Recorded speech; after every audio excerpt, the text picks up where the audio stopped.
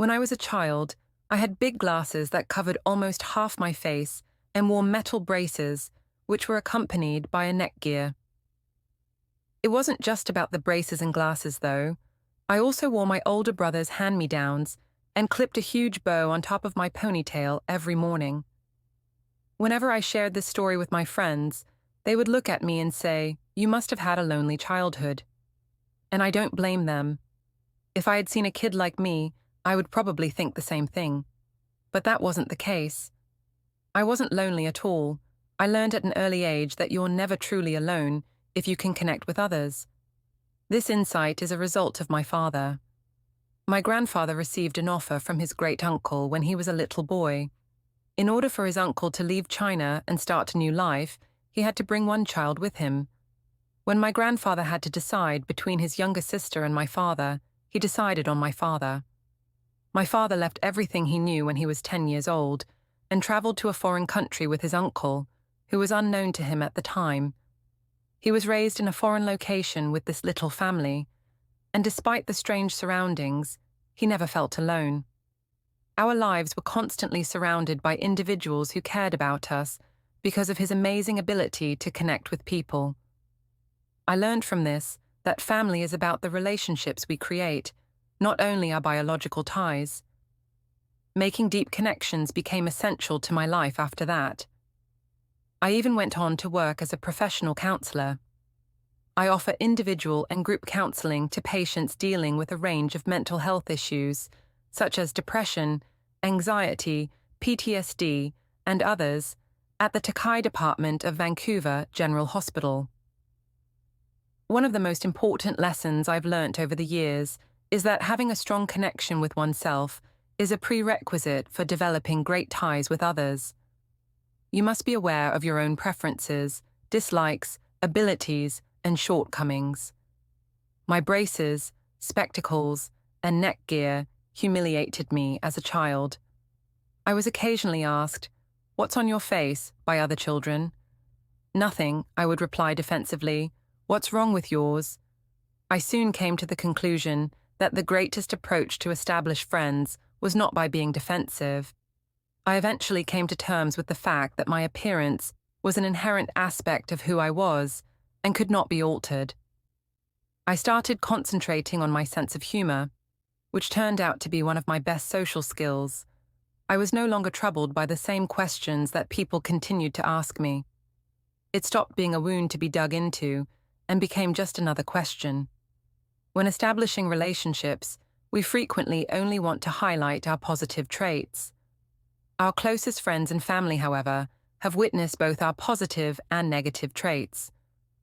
Real connections are made when we embrace and accept both so that others can do the same.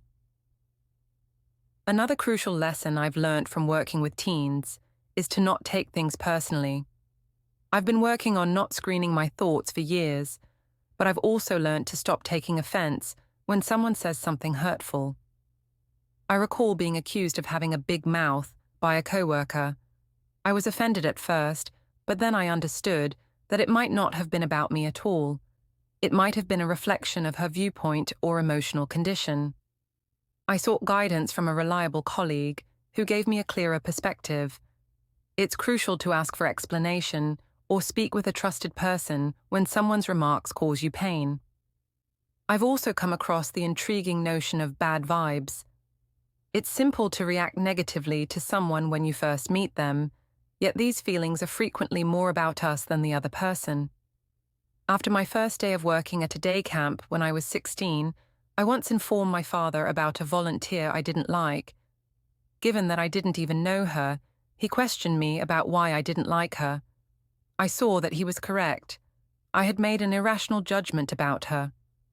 Negative vibrations from someone can occasionally be a chance to reflect on ourselves and determine what caused them.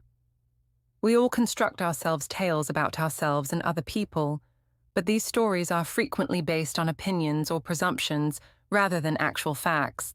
As a counselor, I frequently call out to clients when they are passing judgment or making assumptions, and I remind them that we are not able to read minds.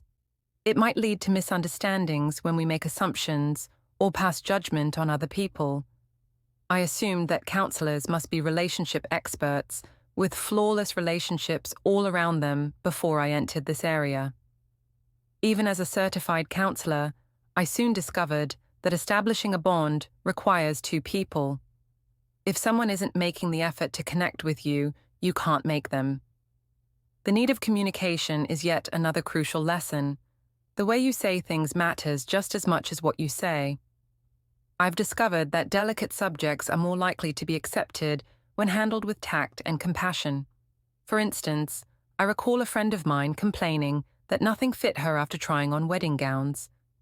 I decided to give her feedback by emphasizing the dress's fit and the body type it fit, rather than giving her a straightforward yes or no so she could make her own decision. In the end, developing relationships is about accepting vulnerability, being truthful with both yourself and other people, and realizing that relationships require time and work. We can only feel love, empathy, compassion, and care when we have these connections. Therefore, I'm giving you this challenge. Today, try to connect with someone, whether it's a friend, relative, or even a complete stranger. You'll be shocked to learn how beneficial it may be for both of you and them. Thank you for viewing.